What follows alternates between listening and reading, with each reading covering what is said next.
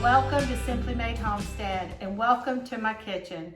Now, if you have seen any of our videos in the garden lately, you have seen where we have been harvesting some corn out of our garden. And I have 7 ears here today. We've got a little leftover roast in the fridge, and I thought, you know what, I'm gonna make some more cream corn because we eat it as fast as I can make it and show you guys just how to do it. Now, some of our ears you can see are not as beautiful and perfect. See, that still looks really good. This one's got some little spots on it, but that's okay. I have shucked and removed as many of the silks as I can. If there's a few left, it's okay. It's not a big deal. And I have made this cream corn recipe long before I ever grew my own corn. So, of course, corn fresh from your yard or any kind of vegetables fresh from the yard, freshly picked, is always really, really good. But if you can find you a box of corn somewhere or even pick up some ears of corn from the supermarket, you can still make this recipe and it is just so good. Make sure it is fresh corn. You need to shuck it, remove the silks, and then I'll show you how we're gonna progress from here. All right, now if videos like this are helpful to you or if you enjoy videos like this, so please hit that subscribe button and ring that bell for notifications so you won't miss a thing. And share us with your friends and family. That we really would appreciate it. All right, first thing we need to do, our corn's nice and clean. Got a nice sharp knife. This is my chef's knife. So you just want to cut, I usually do this in a bowl, but I wanted you guys to really be able to see what I was doing. So we're going to do this first ear on the cutting board, and you see why I would do it in a bowl, because it kind of goes everywhere. But you just cut down halfway through the kernel, all the way around. And you do want to leave some of the corn on the cob. That's the creamy part. That's the part we're going to scrape off in a little bit, and that we will add to our corn. All right, so I'm gonna go ahead and move this over to my bowl so we don't lose any of these beautiful little golden nuggets. And this corn too, if you get you a big old box of it now, well, if you get you a big old box, you're gonna put it up in the freezer.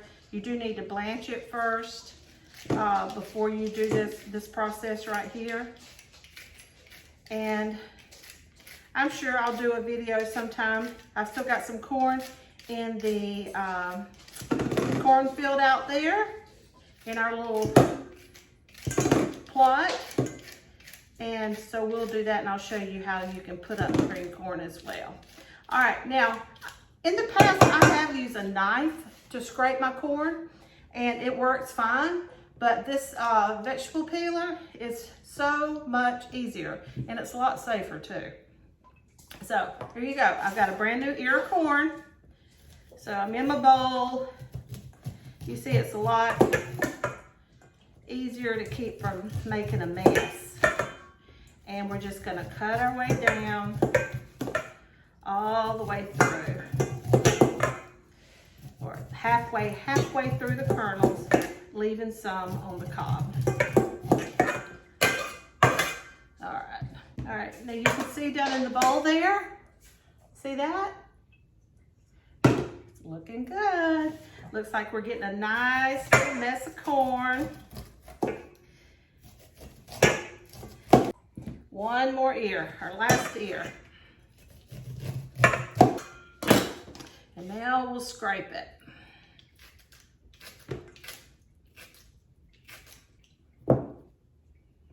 And I don't know if you can see in the video, but I've got little sprinkles of corn juice all over my glasses. All right, so I'm gonna wipe the corn off my glasses, and then I'll bring you over here to the stove and I'll show you what to do next. All right, now I have a cast iron skillet here, which is the absolute best thing to cook in. If you don't have one, don't fret it. Just get whatever you have as far as a nice size skillet. And I'm going to put a half a stick of butter in here. Now I know that may sound like a lot, but you got to remember, this is corn. How much butter do you add to your corn on the cob? I know I had a nice big slathering to my corn, and we have 7 ears here. So I'm just going to melt this around in the pan. And it doesn't even have to melt all the way because it will. I have the stove on medium high just to get everything going. So let my butter melt a little most of the way. And here's my corn. Isn't that beautiful? All right, so we are going to just dump it right in there.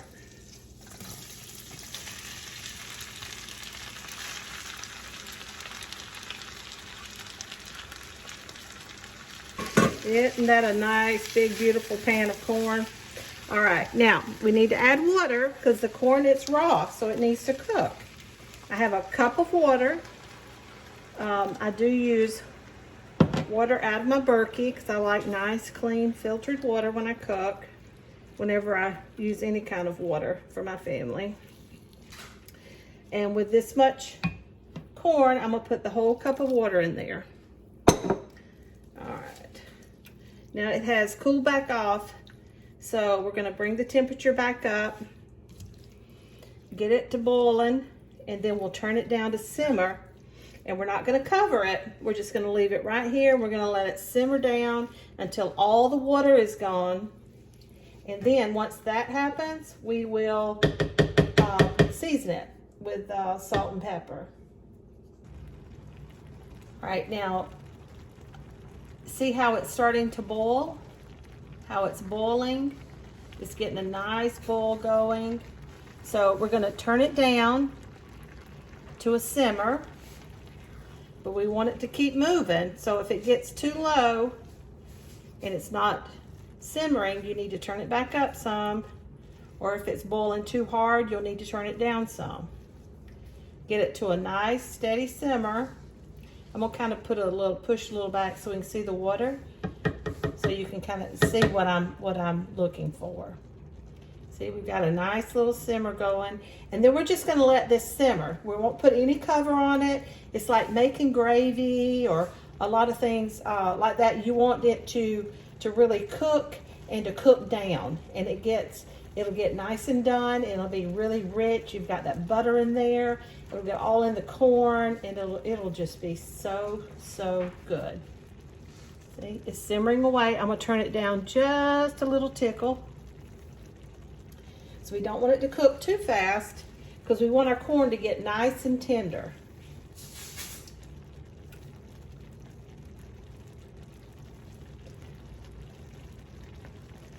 And you want to be sure and keep an eye on it. Give it a little stir from time to time, because corn it has a lot. This is peaches and cream corn, so it is a sweet corn. It has a lot of sugars. It's natural sugars. If it cooks down, the water cooks all out of it, it will burn. It'll stick to the bottom of the pan, and Lord, we don't want that, that's for sure. So just be sure and keep an eye on it. See, it's still boiling pretty hard, so I'm gonna turn it down a little bit more. Some of my burners are a little hotter than others.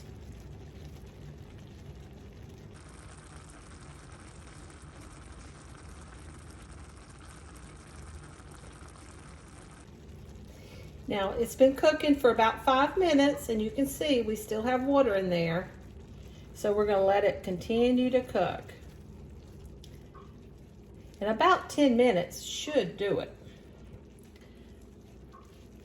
But don't let the timer be your deciding factor. Always look to see how much water is left in the corn, and tasting what you're cooking is always a good idea. So you know where it is, what's going on. You can see here, most of the water has cooked out. And this has been cooking for 12 minutes. Now, I am going to let it cook for just a couple more minutes because I do want a little bit more of that water out. That's my own personal preference. The corn, I'm sure, is done at this point. When you start out, I would advise starting with a half a cup of water because you can always add water.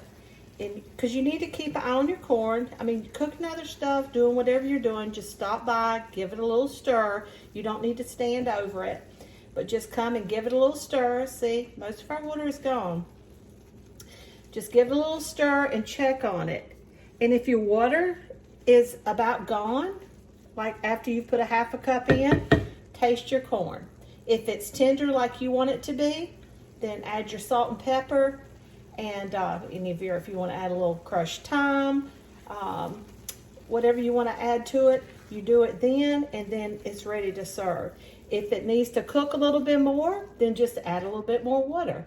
Add like a quarter cup, and then just work your way that way until you get comfortable with how much water to add.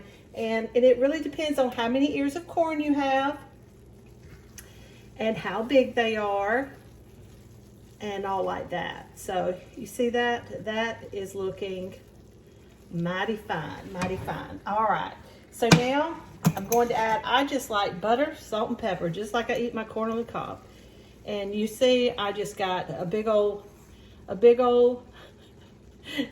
handful of corn. Now, I use unsalted butter, so that makes a really big difference. Now, if you use salted butter, you won't need as much salt. So start out, just get you a pinch and give it a try, and then taste it, okay? And if you need more salt, then you add more salt, because you sure can't take it away, and you don't want to ruin this big old beautiful batch of corn. And then we like a little pepper.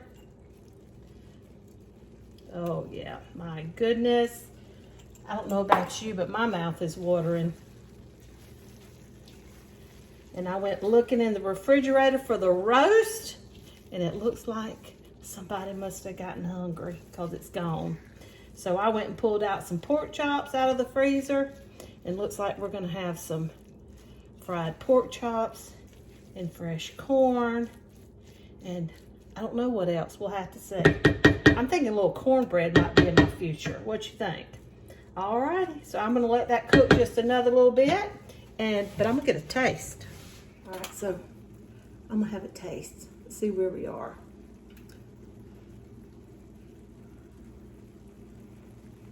It's a good thing I like hot food, huh?